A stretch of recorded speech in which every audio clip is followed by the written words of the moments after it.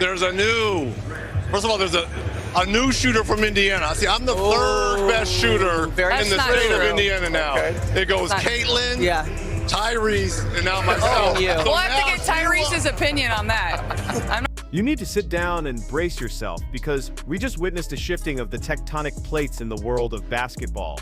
A moment so surreal and so significant that it has left the entire state of Indiana in a state of absolute shock. Welcome back to the channel, where we don't just read the headlines, we decode the hidden messages, and today we are breaking down the seismic admission from Reggie Miller that has Tyrese Halliburton looking over his shoulder and Caitlin Clark sitting comfortably on the throne. We are talking about a Hall of Famer, a Pacers legend, looking into a camera on national television and admitting that he is no longer the king of his own city. 0% chance he makes this again.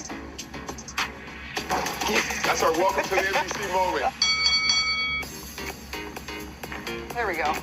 Feeling it. She knew it right away. Oh. This could be a quick NBC. Wow. The warm-up was mine, the win. Uh-oh. All right. I was doing that last game.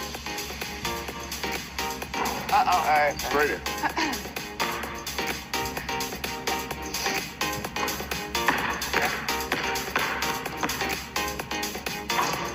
In. Guess what? In a game, that would still count for a point. It would. It absolutely would. Let's set the scene perfectly, because you cannot overstate the magnitude of this broadcast. NBC relaunched their basketball coverage, and they didn't bring in LeBron, they didn't bring in Curry, they brought in Caitlin Clark to sit next to the old guard. But the moment that stopped the world wasn't a highlight reel or a joke. It was when Reggie Miller, the man who built the Pacers, the man who ripped the hearts out of Knicks fans for a decade, humbled himself in a way we have never seen before. He looked at the camera and he listed the best shooters in Indiana right now. And he didn't put himself first. He didn't even put the current Pacers franchise player Tyrese Halliburton first. He put Caitlin Clark at number 1. Miller, come here. Slap yourself. Reggie Miller, you ought to slap yourself. Did you compare Caitlin Clark to Peyton Pritchard of the Boston Celtics? You have lost your damn mind. Now, there's a few comparisons you could have thrown out there, but using Peyton Pritchard is just flat out disrespectful. Caitlin Clark was ready to crash out. Reggie Miller said, and I quote, "It goes Caitlin, Tyrese, and then me." Let that sink in for a second.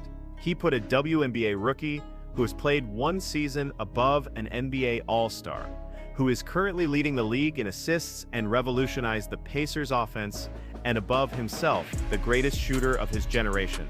This is not just a compliment. This is a coronation. Reggie Miller is effectively telling Tyrese Halliburton, "Listen, young fella, you are great, but she is the chosen one." Imagine being Tyrese Halliburton sitting at home watching this. You are the face of the Pacers. You just signed a massive max contract. And your own franchise legend is going on national TV, saying that the girl playing down the street at Gainbridge Fieldhouse has a better stroke than you do. First of all, there's a new shooter from Indiana. See, I'm the third best shooter in the state of Indiana now. It goes Caitlin, Tyrese, and now myself. We'll have to get Tyrese's opinion on that. I'm not sure Tyrese would agree. Here, right here. This sparks a rivalry that is going to define Indiana sports for the next decade. And it is the best kind of rivalry, a friendly but fierce battle for supremacy between the Fever and the Pacers. Tyrese has to respond now. He cannot let that slide. Reggie just threw the gauntlet down, and now, every time Tyrese steps on the court, he is shooting to prove he belongs in the same conversation as Caitlin Clark. Think about how insane that sounds, an NBA superstar chasing the ghost of a WNBA player's jumper. That is the power of Caitlin Clark. She has completely flipped the script on gender dynamics in sports. She isn't chasing the men are chasing her, but Caitlin didn't just sit there and smile.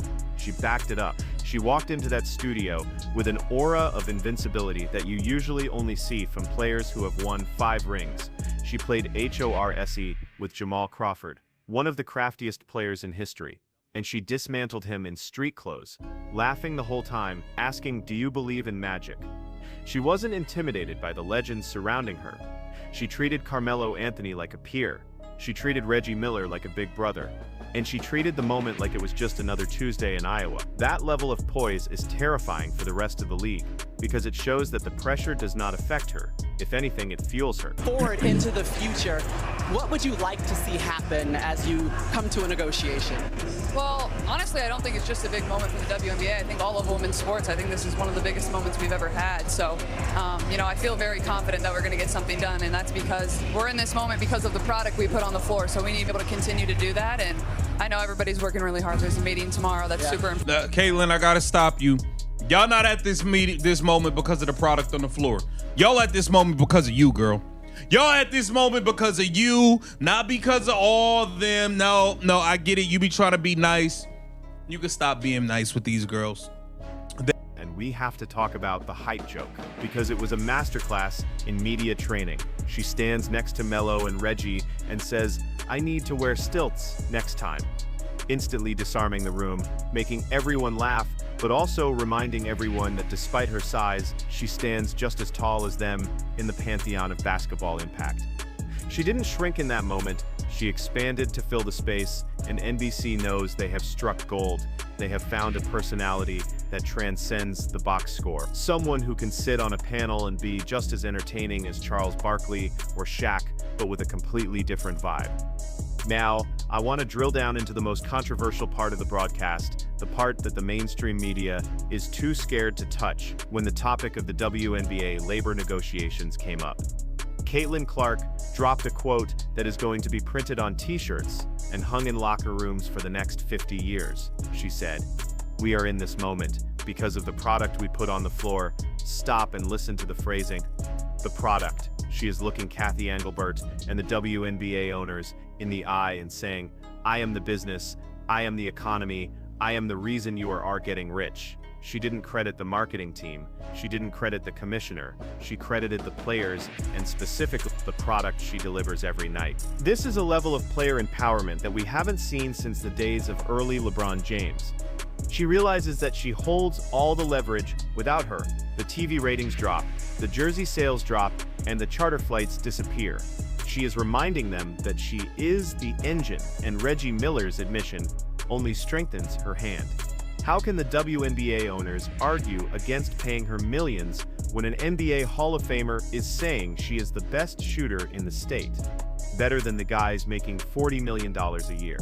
The math doesn't add up, and Caitlin is exposing that hypocrisy live on air. And let's go back to the basketball analysis, because her breakdown of Luka Doncic was profound. She said she studies Luka because he takes up space and controls the defender. This is a subtle but powerful shift in her mentality. She is telling us that she is not just going to be a shooter anymore.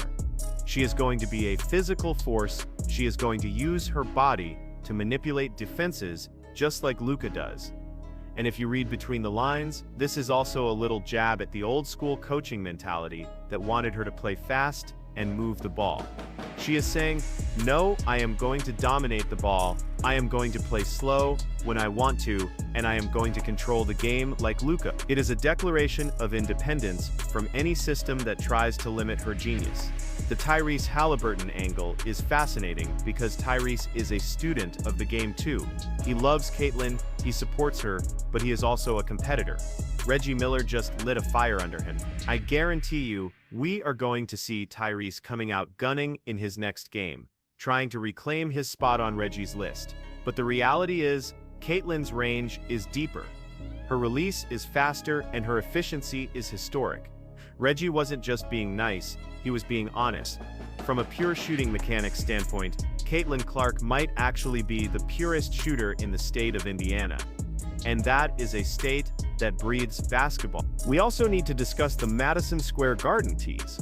Caitlin mentioned trying to get a game at MSG, and you know Reggie Miller's eyes lit up when she said that Reggie owns that building. He is the villain of New York, and now he sees his successor, Caitlin, wanting to step onto that same stage. If that happens, if the Fever play at the Garden, it will be the biggest event in women's sports history, and Reggie Miller will be sitting front row, passing the torch of New York heartbreaker to Caitlin Clark.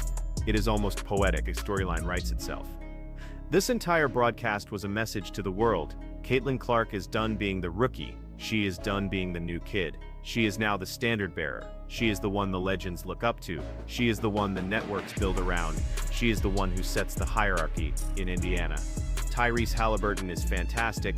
He is a superstar, but he is now playing in Caitlin Clark's world, and Reggie Miller just confirmed it. I want you to think about what this does for her confidence heading into year 2. She has the endorsement of the greatest pacer ever. She has a massive TV deal, and she has the knowledge that she is the product. She is going to come into training camp with a level of swagger that is going to terrify the rest of the league. If you thought she was good in year 1, wait until you see year 2 Caitlin. Who knows? She owns the place. It is going to be a slaughter. And for the Pacers fans who might be a little salty about Reggie putting her over Tyrese, take a step back and appreciate what is happening. Your city is the center of the basketball universe right now. You have 2 generational point guards, one in the NBA and one in the WNBA, feeding off each other, pushing each other, and elevating the game. Reggie Miller isn't disrespecting Tyrese. He is elevating the standing. He is saying to be the best in Indiana, you have to be better than her. And right now, that is the highest bar in sports. So, the question remains, how does Tyrese respond? Does he tweet about it? Does he drop 50 points? Or does he challenge Caitlin to a 3-point contest at All-Star Weekend? Because that is what we all want to see now. Reggie Miller just set the stage for the ultimate showdown, Caitlin versus Tyrese, for the crown of Indiana. NBC needs to make that happen. Adam Silver needs to make that happen. The world needs to see it. I want to know where you stand on Reggie's list. Is he right? Is Caitlin the #1 shooter in Indiana? Or is Tyrese getting disrespect? Sound off in the comments below. I want to see the debate rage on. And make sure you subscribe and hit that bell, because we are going to be tracking this rivalry. We are going to be tracking Caitlin's takeover, and we are going to bring you the truth that the other channels are too afraid to say. Thanks for watching, and remember, in Indiana, basketball is religion, and Caitlin Clark might just be the new deity.